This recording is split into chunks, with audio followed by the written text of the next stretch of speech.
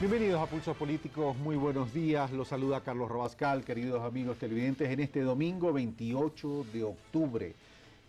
Este día vamos a tratar sobre las políticas para proteger al adulto mayor, a nuestros hermanos ecuatorianos que son adultos mayores. Recordemos que el adulto mayor es a partir de los 65 años, conforme lo establece la Constitución de la República del Ecuador. Pero también vamos a tratar sobre la gran reforma que va a tener el Ministerio de Inclusión Social y Económica en los próximos tiempos a efectos de poder consolidar todas las políticas sociales alrededor o al amparo de este gran Ministerio de Inclusión Social. Y digo gran ministerio por la labor que va a desempeñar y por la consolidación de los esfuerzos y la racionalización de acciones para poder garantizar la protección a la vida. Y vamos a ver en qué va a consistir este tema de protección al ser humano. ¿Sabía usted, querido amigo, que según el censo del año 2010 en Ecuador hay 940.905 adultos mayores? Es decir, el 6.4% de la población tiene más de 65 años. Que la población adulta mayor que se encuentra bajo la línea de pobreza llega a 537.421 personas. Que hasta agosto del 2012, 579.172 adultos mayores accede a la pensión de $35. Y que la meta hasta diciembre es que llegue a los 700.000 adultos mayores. Para tratar sobre estos temas, hemos invitado a la señora ministra de Inclusión Social, la doctora Doris Solís, socióloga Doris Solís, perdón, y los invito a que veamos su perfil. Doris Solís Carrión, máster en Género y Desarrollo, exministra coordinadora de la Política y Gobiernos Autónomos Descentralizados, ministra de Inclusión Económica y Social. Estamos de vuelta, amigos televidentes, entonces le damos la bienvenida a la señora ministra. Señora ministra, muchas gracias por haber aceptado nuestra invitación.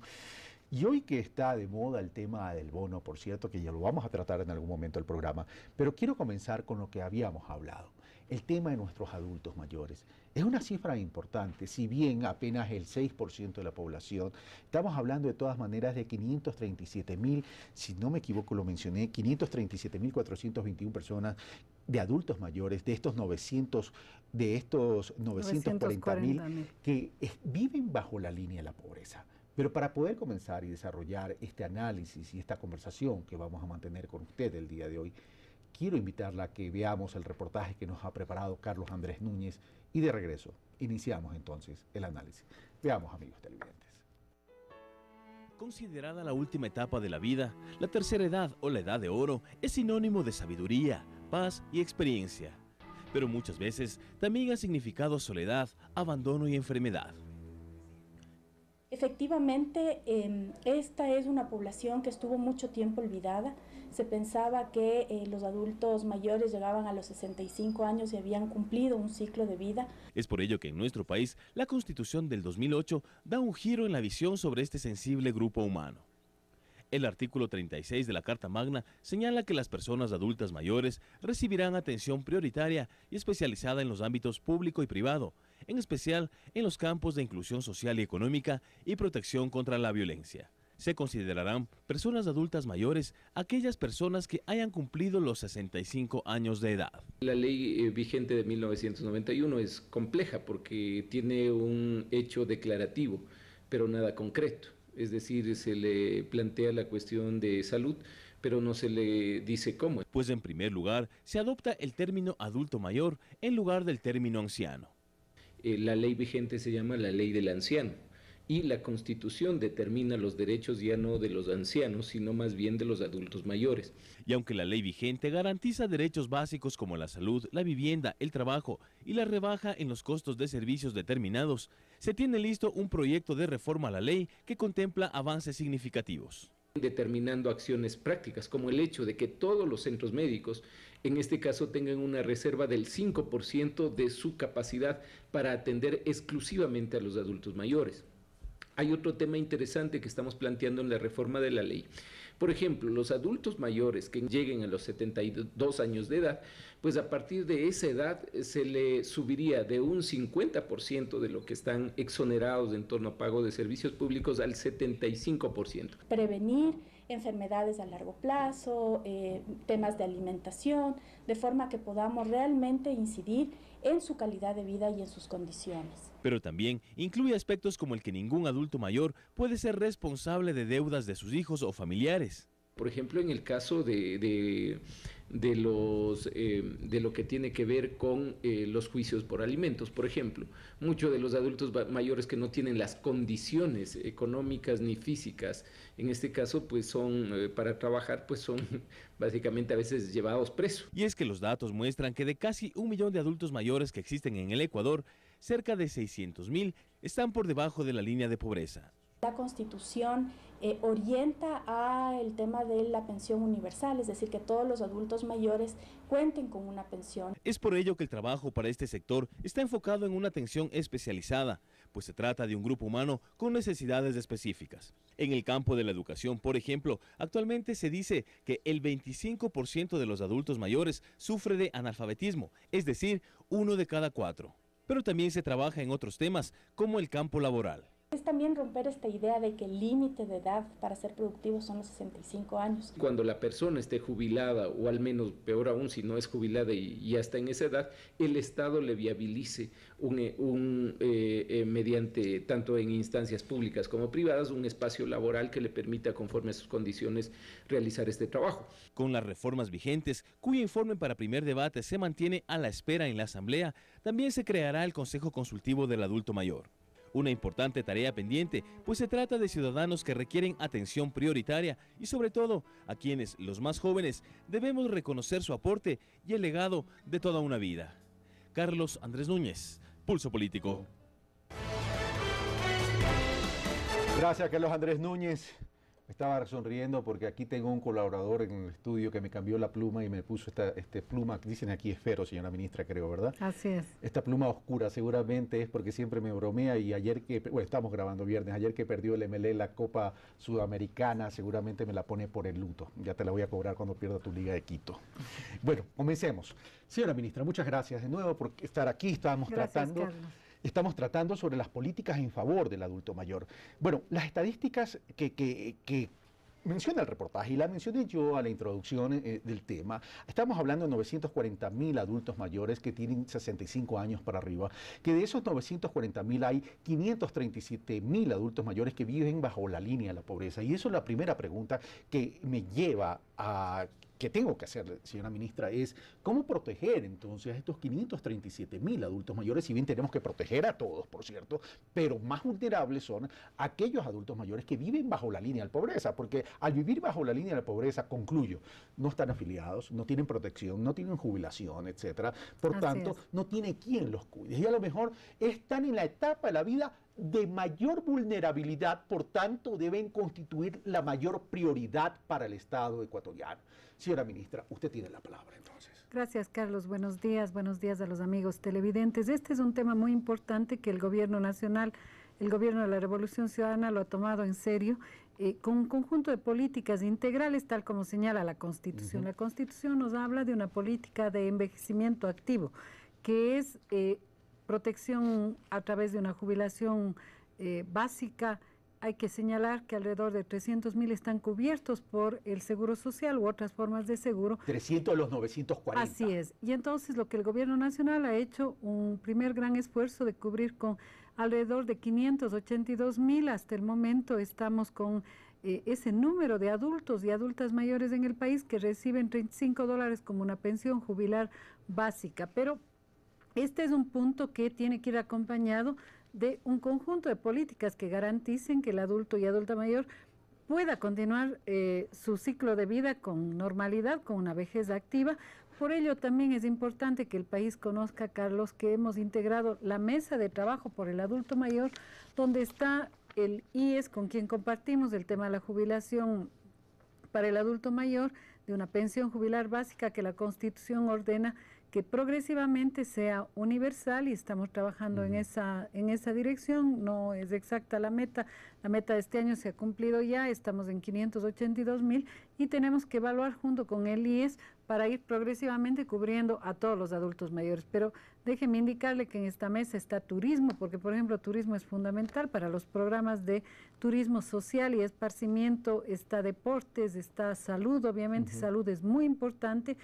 Y salud ya está haciendo lo que ha señalado el asambleísta, es decir, con los principios constitucionales, todo el Ejecutivo está trabajando por desarrollar dentro de cada ministerio un programa específico para el adulto mayor, justicia, cultura, estamos hablando entonces de un cuidado integral del adulto mayor. Pero así es. Entonces, señora ministra, usted acaba de mencionar algo clave y habló de la protección al adulto mayor para tener para construirle, permitirle llegar a una vejez digna y para que pueda llegar alguien, un ser humano a la vejez digna, entonces tenemos que hablar de protección del ciclo de la vida.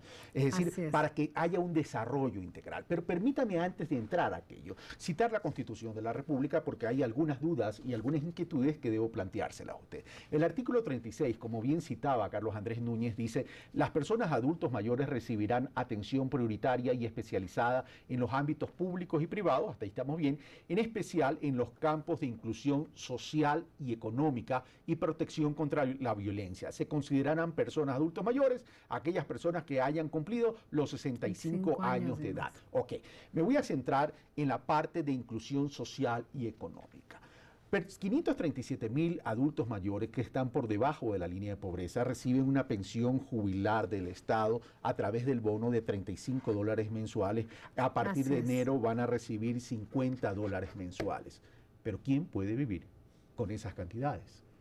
Bueno, es que lo que da el Estado es un piso básico de protección social al cual tiene que integrarse un conjunto de otras acciones que no necesariamente significan dinero o recursos, pero tener salud gratuita, tener acceso a los diferentes programas y servicios es parte del esfuerzo que estamos haciendo. Y déjeme señalar también, Carlos, que aquí hay una corresponsabilidad con los gobiernos locales.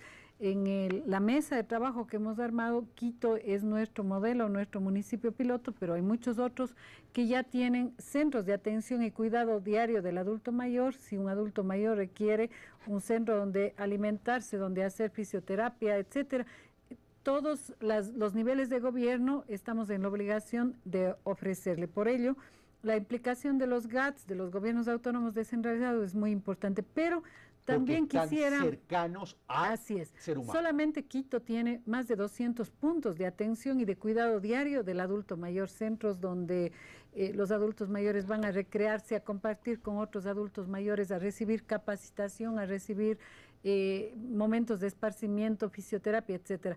Quería señalar y redondear la idea que la corresponsabilidad es también con la familia. Creo que hay un error a veces asumir que la política para el adulto mayor es construir gerontológicos. Los gerontológicos, la propia Constitución señala, son un recurso excepcional y complementario cuando ya hay casos de adulto mayor abandonado o que no puede cuidarse y valerse por sí mismo. Pero la filosofía es vida autónoma, vida activa, porque pasa los 65 años de edad no tiene por qué ser dramático, tiene que ser... O sea, establecer una corresponsabilidad en la familia significa la reciprocidad de sus familiares, que cuando el adulto mayor estaba en plena actividad y podía valerse por sí mismo, cuidó a sus hijos y construyó esa misma familia. Así hoy es. Devolverle. Pero, a ver. Y el MIES está trabajando una campaña en esa dirección, Carlos. Las familias debemos mantener el acogimiento de nuestros adultos mayores, aprovechar su sabiduría, integrarles plenamente a la vida familiar, y solo en casos en que ellos no puedan valerse por sí mismos, tienen que ir a un gerontológico, que también el MIES ya tiene una red de 17 gerontológicos, más aquellos que está construyendo el IES. Va a ser una base importante de centros de acogida para aquellos que tengan que estar ahí, ¿no? Sigo con la inquietud de los 537,000. Si bien usted me dice, bueno, es que el bono no es solo el bono, sino que viene acompañado con otro tipo de asistencia, de política integral, como los centros de atención, etcétera, etcétera, donde los gobiernos locales, llamados GATS, gobiernos autónomos descentralizados, juegan un rol importante. Pero tengo que preguntarle, pero estamos hablando de 537,000, insisto, adultos mayores que viven bajo la línea de la pobreza, y me dice, solo ejemplo, en Quito, en este plan piloto o en este programa, hay 200 puntos de atención. El tema es, ¿cómo está distribuido estos adultos mayores en el país? Porque seguramente son adultos mayores que viven en zonas urbanas y adultos mayores que viven en zonas rurales. Y en ese sentido, entonces, es cuántos puntos tendríamos que tener dentro del mapa ecuatoriano para poder atender a nuestros adultos mayores. Bueno, creo que hay que precisar el dato de bajo la línea de pobreza. La medición que refleja ese dato no es de extrema pobreza, es decir, estamos hablando de medición, por ejemplo, de adultos mayores que no viven con todas las necesidades básicas insatisfechas, que no tienen una vivienda con agua potable, con saneamiento, con alcantarillado, que es una medición de pobreza. Y estamos midiendo pobreza y extrema pobreza, por eso el número aparece abultado. Luego, pobreza por ingresos y pobreza por carencia de activos. Hay adultos mayores, efectivamente, que no llegaron al digamos, final de sus vidas con una vivienda, con un negocio, con etcétera, con un patrimonio, y todo ello es lo que configura esta medición de pobreza y extrema pobreza. La extrema pobreza es mucho menor, ¿no? Pero indudablemente este es el grupo que hemos segmentado para que pueda recibir el bono. Sin embargo, hay todo un acompañamiento. Yo le puedo compartir, por ejemplo, que un número importante de ellos han accedido al crédito de desarrollo humano, que es el bono acumulado. ¿Para qué? Para emprender un pequeño negocio, para emprender una actividad productiva. Vea usted que, por ejemplo, del grupo de personas alfabetizadas por educación, un número importante, me parece que un 20% son adultos y adultas mayores que están alfabetizándose. Es decir, no se reduce solo a tener el equivalente a un salario. Y, insisto, la protección básica y primaria es la protección de la familia, la protección de los gobiernos locales y, por supuesto, también la protección del Estado. De estos 537.000, usted hace la aclaración, no son adultos mayores que viven en extrema pobreza, pero tenemos el dato estadístico, ¿cuántos son los que viven en extrema pobreza para poder dimensionar y tangibilizar la realidad de nuestros adultos mayores? Sí, no llegan a 100.000 adultos mayores en extrema pobreza y son los que tienen atención prioritaria en esos casos. Por ejemplo, hay los centros de cuidado diario que estamos apoyando con gobiernos locales. Nosotros tenemos más de 40 convenios para todos los centros que acogen, por ejemplo, aquellos que no tienen alimentación diaria, aquellos que necesitan cuidados especiales, que están no solo en los gerontológicos que dirige el MIES y el IES, sino también en aquellos de los GATS y aquellos de órdenes religiosas o de ONGs, de fundaciones, con los cuales relativamente hay una cobertura importante. El otro esfuerzo que estamos haciendo con el IES es que los dispensarios del seguro campesino, que son alrededor de 700 en el país, tengan ahora una línea específica de atención al adulto mayor. Es decir, y quisiera destacar una idea. Que esté o no esté jubilado por el IES. Por supuesto, porque el seguro campesino justamente es una cobertura solidaria a quienes no han tenido una pensión contributiva, digamos así, no han acumulado una aportación. Quería destacar también el hecho de que el Ecuador está yendo, según los datos del último censo, a una población que vive un envejecimiento, es decir, la tasa de natalidad ha disminuido. No es acelerada, pero estamos en esa tendencia. Así es. Entonces, cada vez más la expectativa de vida es más alta y por lo tanto es hora de que el Estado y por supuesto el gobierno nos comprometamos en una política seria hacia la integralidad de los derechos del adulto mayor. Ya vamos a hablar de esa integralidad porque tiene que ver con la protección del ciclo de la vida, que tengo entendido forma parte de la visión de esta reforma del Ministerio de Inclusión Social. Pero usted mencionó algo que a mí me apasiona en términos de economía popular y solidaria. Usted mencionó el crédito de desarrollo humano. De estos 940.000 adultos mayores, lo voy a redondear en 940.000, cuya curva de tendencia de crecimiento va para arriba, evidentemente por lo que usted acaba de mencionar, la población ecuatoriana se va a envejecer. Es muy importante que como sociedad lo tomemos en cuenta porque ahí con mayor razón tenemos que reivindicar la planificación para proteger a nuestros adultos mayores. Ahora, el tema del crédito de desarrollo humano evidentemente es fundamental dentro de un concepto de economía popular y solidaria. Ahora bien, dependerá también de la franja de edad donde se encuentren esos adultos mayores. Y el problema que hemos tenido en Latinoamérica, donde hemos sido una región de inequidades, desigualdades, donde hemos irrespetado a los pobres y al ser humano per se, tenemos que comenzar a trabajar entonces en defensa del ser humano como centro de atención.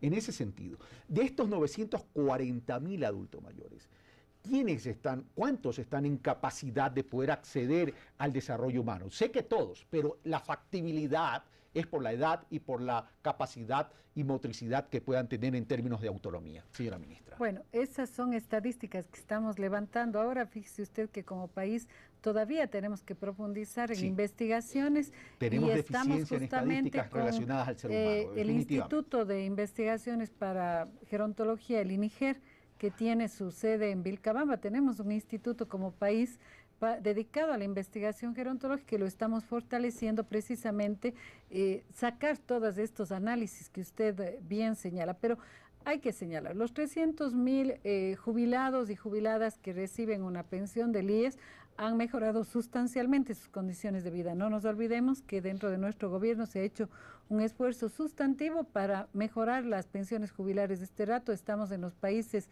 de Latinoamérica que mejores pensiones jubilares tenemos, desde 450 me parece hasta más de $1.000, con las cuales ya, digamos, una persona puede retirarse con, digamos, con condiciones dignas. De modo que yo diría, son los que más mejor protegidos más todo el acompañamiento que usted ha mencionado. El IES tiene en ese sentido una política muy interesante, tiene el tema de turismo, tiene centros de atención, digamos, de política integral, de vejez activa, y luego todas estas personas. Vea usted que como país hemos llegado a 582.000 adultos y adultas mayores que están recibiendo un bono de $35. Creo que es un piso de protección social básico muy importante, pero además les acompañamos para que se integren. Anteriormente se hablaba que este era un bono no condicionado, pues estamos proponiendo que sí sea condicionado a que el adulto y adulta mayor participe activamente en los controles en el sistema de salud. Eso es parte de la obligación para asegurarnos de que está cuidándose, o sea, se está brindando esa protección que estamos hablando. Y sobre todo para la prevención. Yo creo que mucho se resuelve en términos de salud preventiva si es que hay controles, si es que ellos se acogen al servicio de salud. Esa parte de la prevención es importante, pero volvamos al tema del crédito de desarrollo humano en los adultos mayores, señora ministra.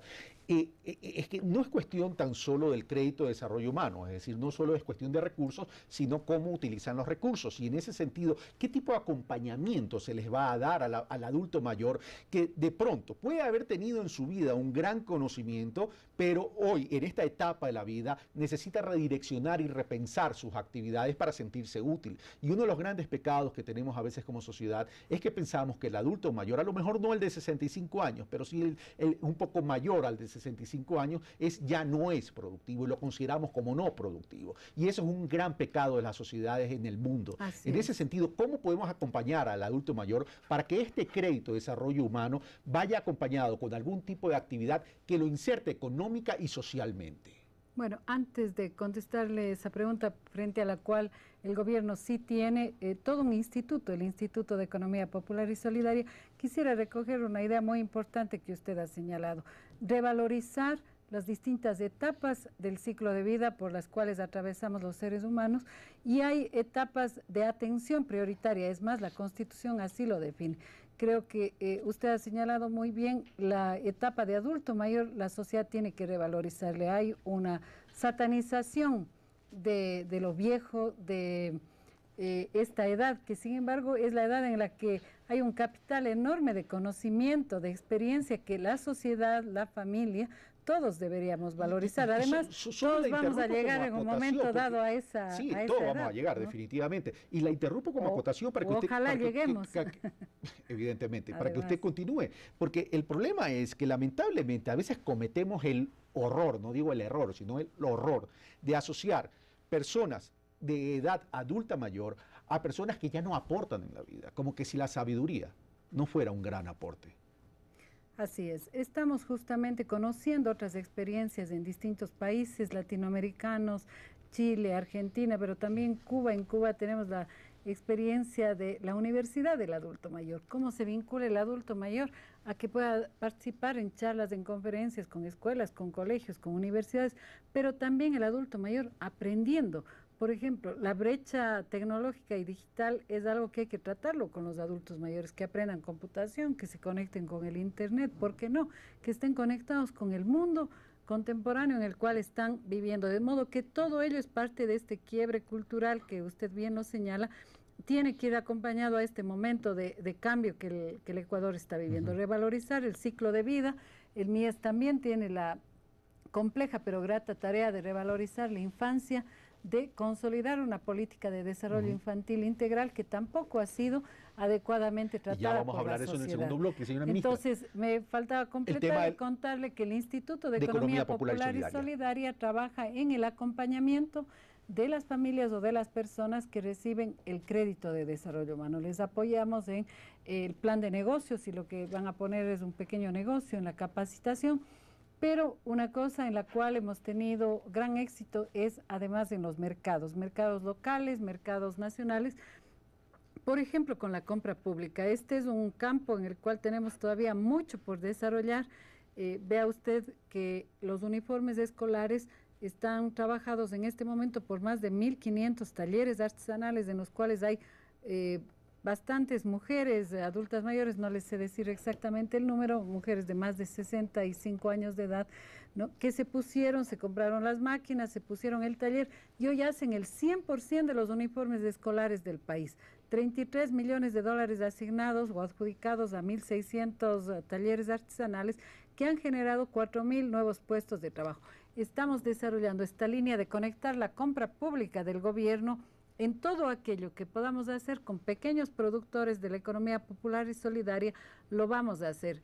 En alimentación para los centros infantiles, para las escuelas, etcétera, ya tenemos toda una línea de trabajo, de modo que eso ha incentivado de manera muy importante los emprendimientos en general y muchos de emprendedores adultos mayores. Ahora, ¿se está emprendiendo también o se está desarrollando conceptos de asociatividad de adultos mayores casualmente para poder desarrollar con actividades que usted está poniendo como ejemplo de estos talleres que son 1.500 o 1.600, si no me equivoco, dijo? Por supuesto que sí, la asociatividad es una línea fuerte del Instituto de Economía Popular y Solidaria.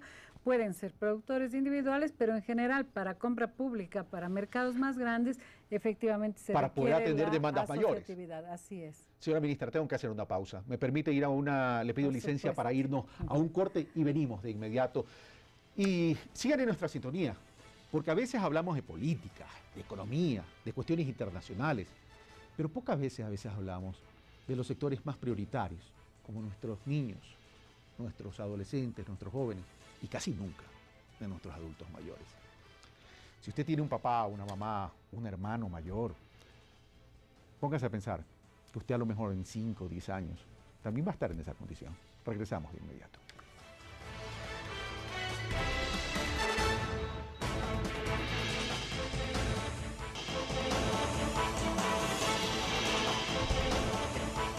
Estamos de vuelta, amigos televidentes. Recuerdo que estamos tratando las políticas en beneficio de nuestros adultos mayores. Y ojo que he dicho nuestros adultos mayores para poderlo personalizar, para tener sentido de pertenencia con nuestros adultos mayores. No solo aquellos que forman parte de nuestra familia nuclear, sino que de nuestra familia también comunitaria, como sociedad, como país. Ellos requieren y merecen políticas de Estado que estén consolidadas, firmes, que sean continuas y permanentes, porque ese es el principio de una política de Estado. No que vaya cambiando de gobierno a gobierno, ni que tampoco responda a un baratillo de oferta, por cierto, en campañas políticos electorales. Vamos a ver ahora testimonios de adultos mayores en relación a lo que se está implementando para la protección en aquella parte última del ciclo de vida. Veamos. El Ministerio de Inclusión Económica y Social viene trabajando desde hace algunos años en el desarrollo de proyectos que permitan incluir a adultos mayores en la vida activa del país. Esto, según indicaron los beneficiados, les ha hecho volver a vivir y sentirse importantes. Tenemos donde irnos, tenemos donde salir, y nos hemos liberado primero de la casa y estamos participando. Pero ¿cuántos años tuvieron que pasar estas personas prácticamente desprotegidas de una ley que los ampare y los tome en cuenta? En 2002 se firmó en la cumbre de España, en la cumbre mundial, se firmó un acuerdo, pero fue europeo nada más. En el 2008, con nuestro gobierno, con nuestro presidente, se firmó ya como una política de Estado el trabajar en pro del envejecimiento activo y trabajar en pro del adulto mayor, ¿no? Tenemos ya una ley del anciano que está vigente desde hace muchos años, pero la agenda de la igualdad para los adultos mayores salió hace apenas 3 meses. Entre otras cosas, este acuerdo interinstitucional formulará políticas públicas, planes, programas, proyectos y acciones que permitan el envejecimiento activo y digno de la población adulta mayor. Cerca de 1 millón son adultos mayores.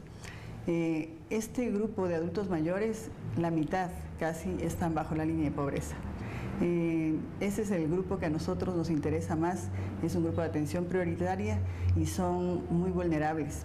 Por lo tanto, nuestra atención va a estar enfocada a incluirles, a cohesionarles, a formar redes asociativas de adultos mayores y, por supuesto, a que la sociedad reconozca los valores que los adultos mayores tienen y que ellos se sientan, además, como parte de la sociedad, como parte de la familia ecuatoriana. Este sector vulnerable de la población mira entusiasta que autoridades e instituciones del Estado brinden atención a las diferentes necesidades desatendidas en décadas anteriores. Es un muy buen plan esto porque está incluyendo a todo el adulto mayor, porque hay puntos que tienen hasta señores de 94 años y ellos hacen terapia juntos con nosotros que somos adulto menor, pero ellos hacen terapia igual que nosotros y a veces mejor que nosotros. El MIES ha logrado desarrollar estas políticas y concretar compromisos con diferentes ministerios, que en el orden de sus competencias tendrán la obligación de implementar y hacer cumplir cada uno de los beneficios para que los adultos mayores accedan de forma oportuna a servicios integrales y de calidad para su buen vivir. Javier Rosero, Pulso Político. Gracias, Javier Rosero, por este reportaje. Señora ministra, me impactó algo que dijo una conciudadana, una compatriota, adulta mayor, por cierto, y me causó gracia también lo que dijo la última compatriota adulta mayor, que dice adulta menor. O sea que usted y yo somos adultos adolescentes seguramente. Probablemente. Probablemente. Pero bueno, algo que me impactó, que dijo una compatriota, una hermana ecuatoriana, dice, nos hemos liberado de la casa. Eso me impactó. Y me impactó por lo siguiente. Le digo, señora ministra, significa esto, entonces, que esa persona, que esta hermana ecuatoriana, no es que quiere salirse de la casa porque no quiere a sus familiares, seguramente, sino porque o se sentía improductiva, o sentía que su vida estaba llegando al ocaso, sin un ambiente confortable, y a lo mejor ni su propia familia se estaba dando cuenta de aquello. Señora ministra. Bueno, efectivamente, creo que ella en una frase sencilla está problematizando temas muy importantes como probablemente la inequidad de género, que ha hecho que mucho del hogar descanse sobre las mujeres. Es una mujer adulta mayor que probablemente tuvo a cargo todo el peso de la familia y que ahora dice, bueno, tengo centros a los cuales puedo ir, divertirme, compartir con otras personas sin la carga del hogar. Me he librado de la casa, es lo que ella señala. Yo creo que es parte de los grandes cambios culturales, no solo cambios legales, institucionales, sino cambios culturales. Familias más equitativas, familias que compartamos los roles, familias que compartamos una corresponsabilidad que, ojo, yo quiero llamar la atención de los amigos televidentes. Estamos en un ciclo en el que en el país se exige, ojalá, todas las garantías constitucionales y los derechos, y ojalá para ayer. ¿no? Ya vamos a hablar de esas garantías. Nos olvidamos muchas veces de que primero esa es una construcción progresiva como sociedad, requiere decisiones macro, decisiones importantes, inteligentes como país, administración adecuada de recursos, pero luego requiere también toda nuestra participación y requiere una corresponsabilidad. De la ciudadanía en general. Aquellos temas que el MIES trata, que son el ciclo de vida, que son la inclusión y la protección social, son temas en los que centralmente, y es un giro político muy importante que el presidente lo ha recargado, tienen que trabajarse desde una corresponsabilidad, que son las líneas que no se leen de la Constitución: Estado, sociedad y familia.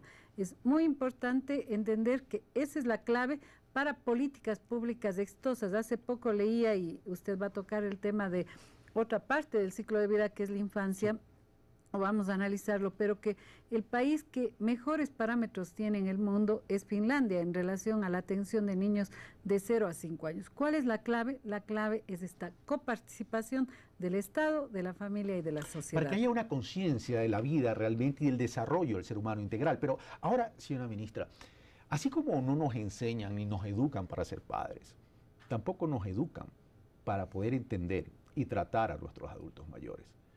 Y ahí viene no solo el tema de la corresponsabilidad, sino a lo mejor del tema de la articulación. ¿Cómo poder entonces generar, como siempre digo yo en mis programas, reflexión y conciencia ciudadana para poder entender y tratar a nuestros adultos mayores? Porque a veces nosotros, los jóvenes, podemos perder la paciencia a lo mejor porque el adulto mayor, si bien tiene sabiduría, a lo mejor no tiene la misma velocidad y no nos damos cuenta y estamos siendo tremendamente injustos de quererles exigir algo que ya no pueden dar, pero que sí pueden dar sabiduría. Y entonces es una manera de excluir, es una manera de discriminar. ¿Cómo corregir aquello, señora ministra? Bueno, creo que eso requiere varias intervenciones simultáneas. De hecho, la familia es el núcleo y la institución más importante de una sociedad, así lo valoramos los ecuatorianos también. Precisamente se trata de replantearnos como sociedad el rol de la familia, una familia democrática, una familia incluyente, una familia que comparte responsabilidades, una familia que comprenda la especificidad de cada ciclo de vida, de cada momento del ciclo de vida, perdón. No es lo mismo un niño de 0 a 5 años, un niño que luego está como escolar. El adolescente requiere una comprensión específica, el joven y el adulto mayor, pero eso tiene que partir de una familia construida democráticamente, una familia que entienda al otro, que se ponga en la piel del otro y que se plantee un esquema de corresponsabilidad. Si nos vamos al otro extremo de que es el Estado y el gobierno el que tiene que resolver todo, no ganamos como sociedad. La base principal de un niño que viene al mundo, la responsabilidad principal es definitivamente el padre y de la madre. No, sin embargo, nosotros tenemos en la sociedad problemas graves de los embarazos adolescentes, por ejemplo, de madres solteras donde los padres no asumen la responsabilidad. Y todo ello hace parte de los grandes temas que el MIES, sin miedo de hablar de corresponsabilidad, sin miedo de asumir la responsabilidad a los distintos niveles, va a empezar a trabajarlo. Tenemos una política de capacitación a la familia donde ya el MIES cuenta en este año con 6,000 promotoras y promotores que en la modalidad Creciendo con nuestros hijos o Creciendo con nuestras familias visita los domicilios y trabaja son estimulación temprana, así es, pero visita en la familia, al hogar, y esto va a combinarse con el técnico de atención familiar, los TAP del Ministerio de Salud, con la vuelta al médico familiar, que es el médico que sale del centro de salud y va a la familia, que eran conceptos que se habían perdido. De modo que esta política integral de coparticipación con la familia, de fortalecimiento del rol central de la familia, es algo que comparte todo el frente social y que lo estamos trabajando de la mano educación, salud y MIES fundamentalmente. Y eso ayuda no solo a construir, entonces, bajo ese concepto, no solo ayudaría a construir seres humanos, los seres humanos no se construyen, sino a construir conciencia del ser humano, sino también una ciudadanía mejor. Pero ahora, señora ministra, quiero preguntarle algo. Todo eso suena muy bonito, pero ¿quién nos garantiza que se esté cumpliendo? Pero adicionalmente a eso, y quiero mostrar aquí, uno de los articulados de la Constitución de la República del Ecuador referente a personas adultas mayores, el artículo 66 dice, derechos a la libertad de la vida, ya me estoy quedando ciego, señora ministra, libre de violencia. Y el problema es que nosotros en el Ecuador somos una sociedad violenta, una sociedad intolerante. No lo digo yo, lo dicen las estadísticas, hay una violencia intrafamiliar tremenda en el país. ¿Cómo protegemos a nuestros... Primero, tenemos estadísticas sobre la violencia contra los adultos mayores y dos, ¿cómo las estamos atacando?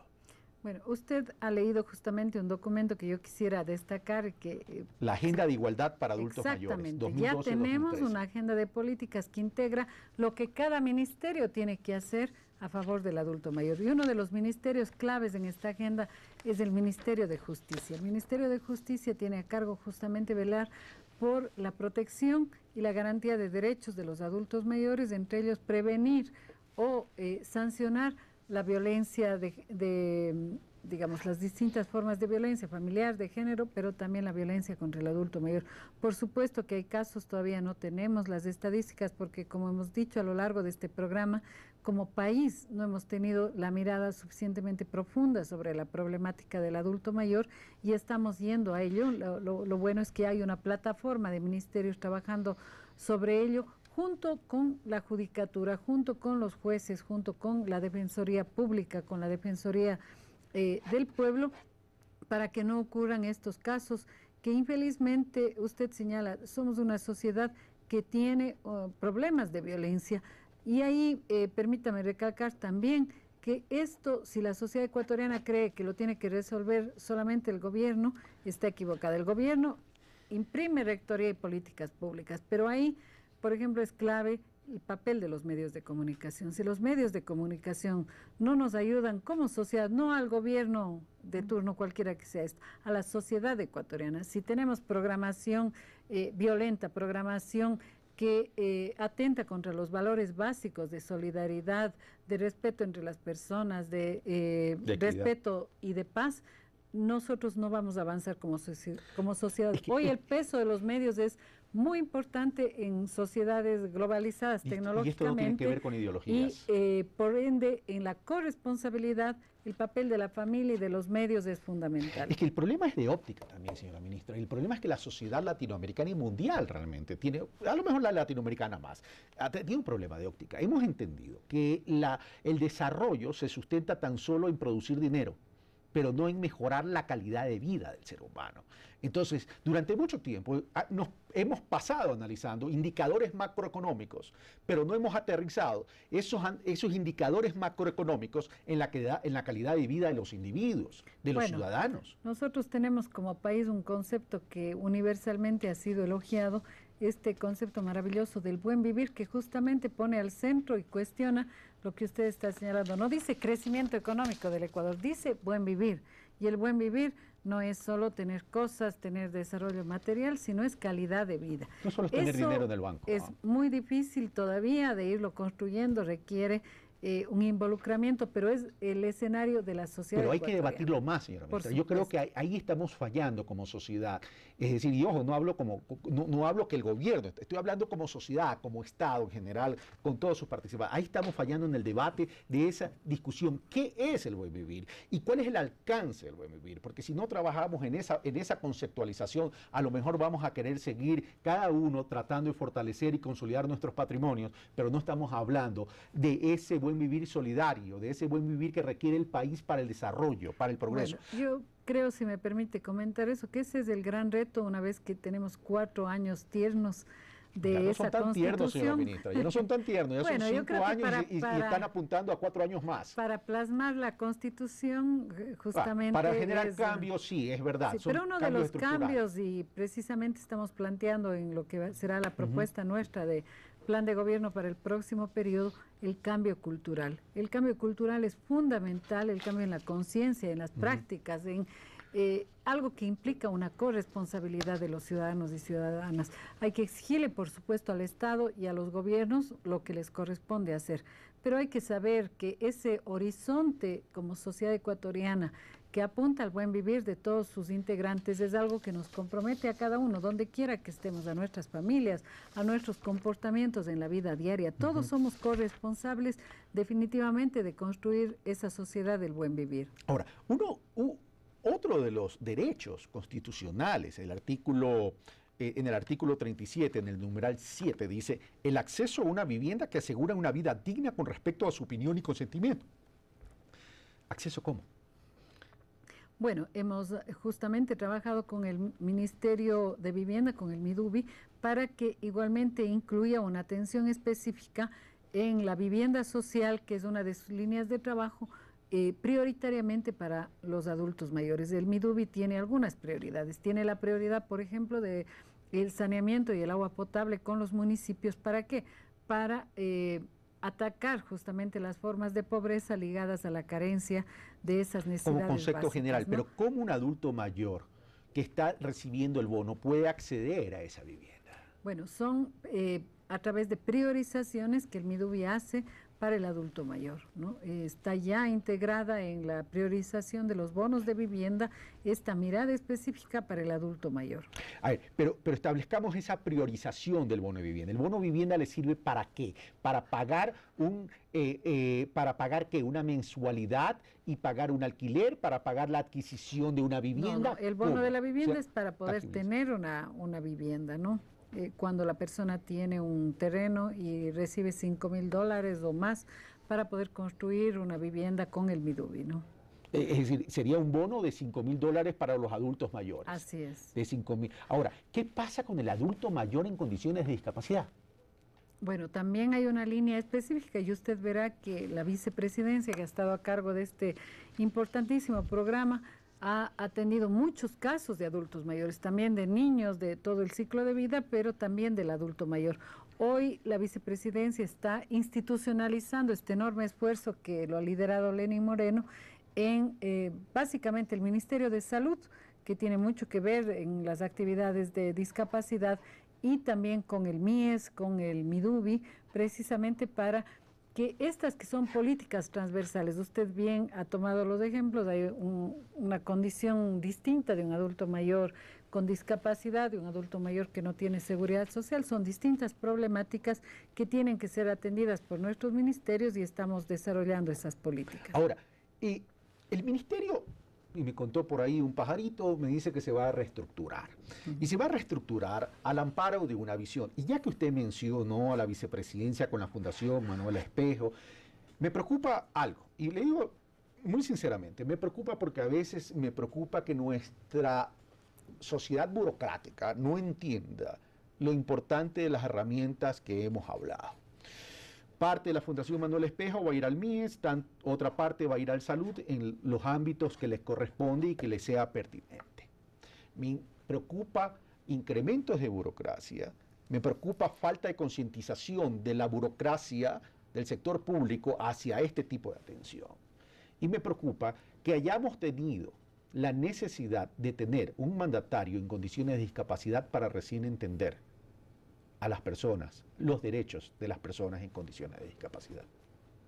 Bueno, esa es la realidad de la sociedad ecuatoriana, pero creo que enhorabuena haber tenido una persona tan excepcional como Lenín Moreno, que ha sabido enfrentar su adversidad, porque creo que la discapacidad es una adversidad sin duda alguna, pero convertirla en una fuerza tan formidable que ha sido capaz de problematizar a la sociedad ecuatoriana y de sensibilizarnos y ganar en conjunto como sociedad, como Estado, para hoy tenemos una ley de discapacidades. Creo que el reto está, de todas las preocupaciones que usted me plantea en este momento, en la institucionalización, en que sean políticas de Estado. Hoy el tema de discapacidades tiene una nueva ley, una ley que está estrenándose, que recoge justamente e institucionaliza más allá de la presencia y del liderazgo de Lenín Moreno y de su equipo.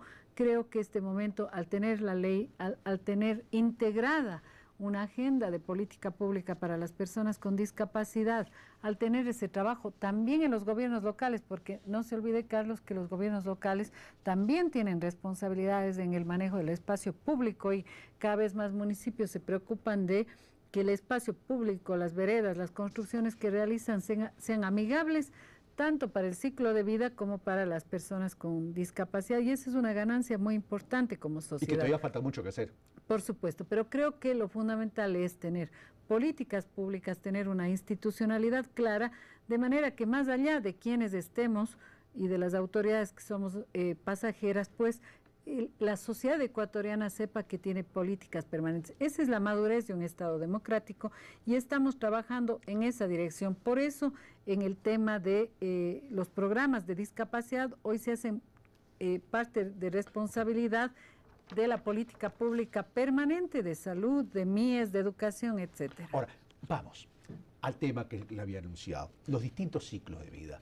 La visión de este nuevo Ministerio de Inclusión Social dice, vamos a proteger o vamos a asegurar la protección del ciclo de vida. Y entendiéndose como protección del ciclo de vida, niñez, juventud, adultez y adultos mayores.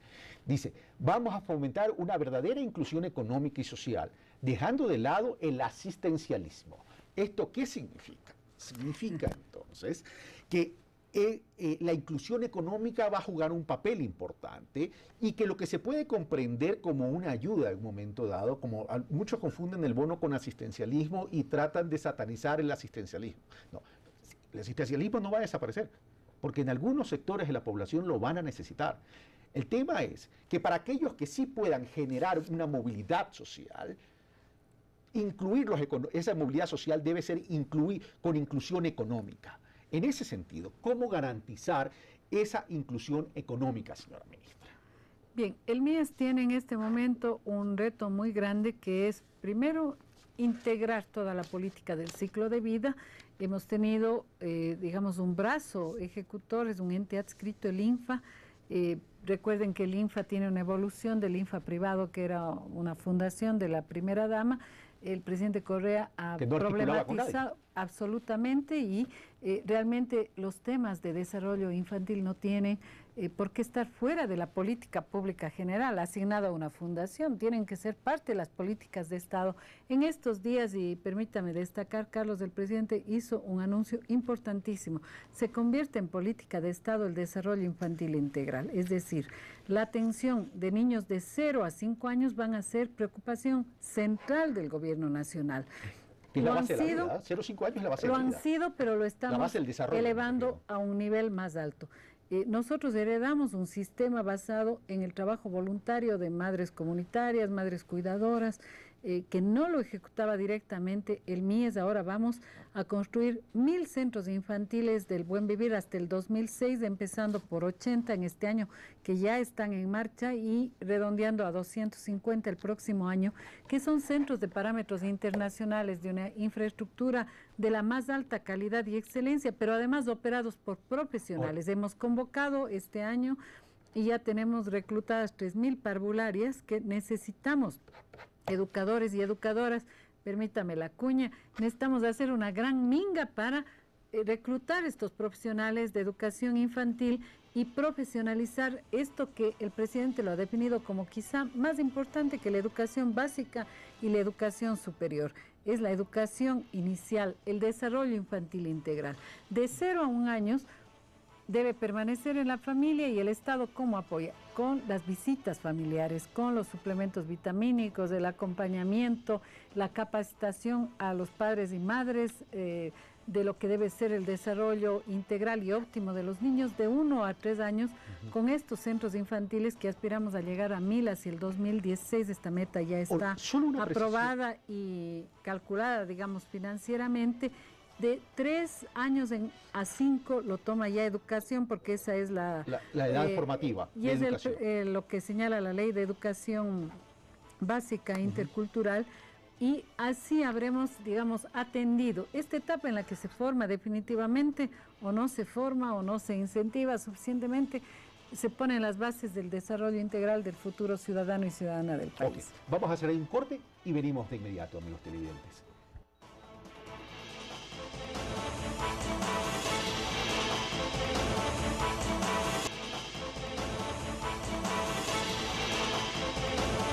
Rápido. Estamos de vuelta, amigos televidentes. Esto es Pulso Político. Soy Carlos Rabascal. Estoy conversando el día de hoy con la señora ministra de Inclusión Económica y Social, a quien le sugerí antes de entrar al programa que el ministerio se debería llamar Inclusión Social y Económica. Bueno, pero yo le he contado que el nombre MIES es un nombre muy sugerente. MIES es campo sembrado, es cosecha, y yo creo que no hay mejor nombre para la política de inclusión económica y social. Tuvimos que invertir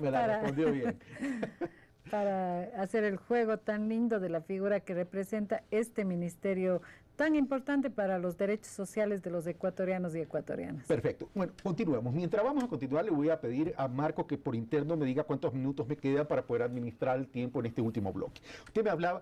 6 minutos. Usted me hablaba de 1000 centros. Estos 1000 centros, por lo general en el pasado, uno decía, siempre nos hemos quejado de la inequidad. Siempre, toda la vida.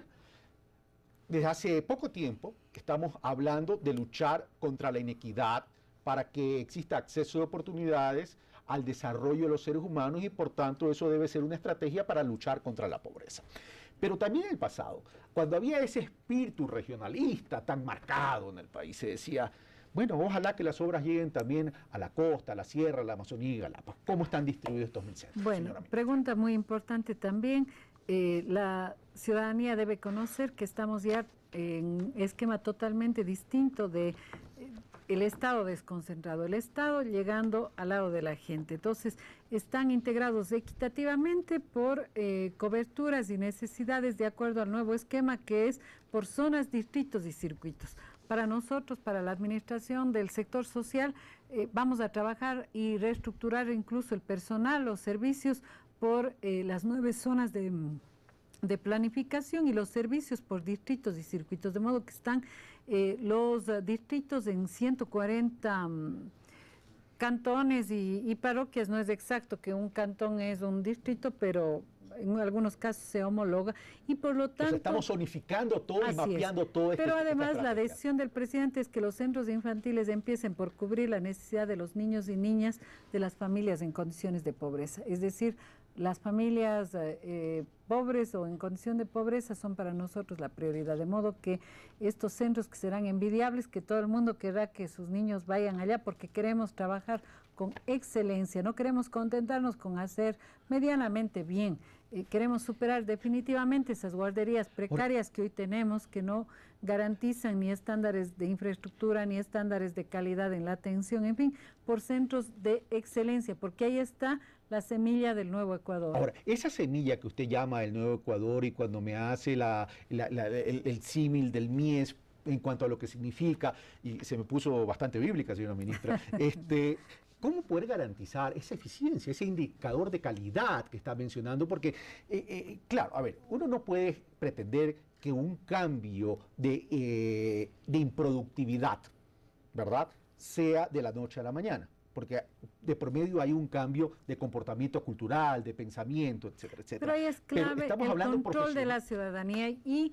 el rol de los ministerios coordinadores. El ministro Richard Espinosa, que es el ministro coordinador del Desarrollo Social, ha lanzado ya las brigadas de servicios sociales dignos, brigadas que en sus camionetas están recorriendo sin previo aviso y controlando lo mismo, la calidad de los centros, subcentros de salud, hospitales, lo mismo las escuelas y los colegios públicos y privados y por supuesto nuestras entidades que están cambiando hacia gestión por resultados.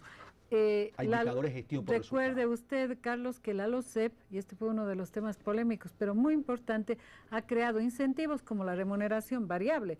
No es que cualquier funcionario o funcionaria haga lo que haga, tiene que ganar lo mismo. Vamos a la remuneración variable, vamos a un conjunto de incentivos con base en una remuneración fija, pero por productividad. Así es. El límite se lo pone el funcionario. Exacto, pero sobre todo para que quien trabaja en el servicio público sea orgulloso de trabajar en el servicio público, de saber que tiene el mejor trabajo del mundo, en nuestro caso, que es trabajar por la igualdad de oportunidades y el ciclo de vida de las personas. Creo que es envidiable que pronto todo el mundo va a querer trabajar en el MIES porque el MIES va a dejar atrás esa precariedad, los malos servicios y ser el Ministerio de la Excelencia. Ese es mi reto personal y el reto de mi equipo.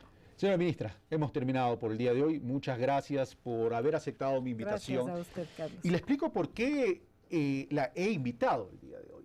Y la he invitado el día de hoy porque creo que el país requiere, y nuestros hermanos ecuatorianos requieren, un baño de sensibilización en términos de lo que significa la vida de un ser humano, que es nuestro hermano ecuatoriano, en una vida democrática y en un estado de derechos.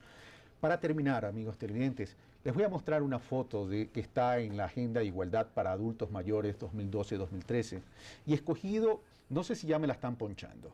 Hay una sombra ahí, si no me equivoco, y he escogido la foto de esta hermana ecuatoriana, mujer, y la he escogido mujer y no hombre, porque la mayoría de las mujeres, más que los hombres, tienen tremenda sabiduría. Y cuando usted vea, amigo televidente, en esta foto, las arrugas que tiene esta hermana ecuatoriana, póngase a pensar por un momento y le invito a que cierre sus ojos, abra su pensamiento y sensibilice su corazón para entender la cantidad de carachas que le ha dejado la vida a esta hermana ecuatoriana. Y cuando solo entendamos y comprendamos eso, entonces vamos a entender cuál es el rol de nosotros como ciudadanos, el aportar. Y aquí un llamado a los medios de comunicación. Cuando veamos que algo no está funcionando, digámoslo como construcción y crítica positiva. No incendiemos proyectos y programas que están bien orientados y bien canalizados, pero que requieren de tiempo para poder mostrar los cambios. Y recordemos algo, con temor y miedo no se cambia la realidad de un país. Un fuerte abrazo. Esto fue Pulso Político. Soy Carlos Rabascal y los espero el próximo domingo. Gracias, señor.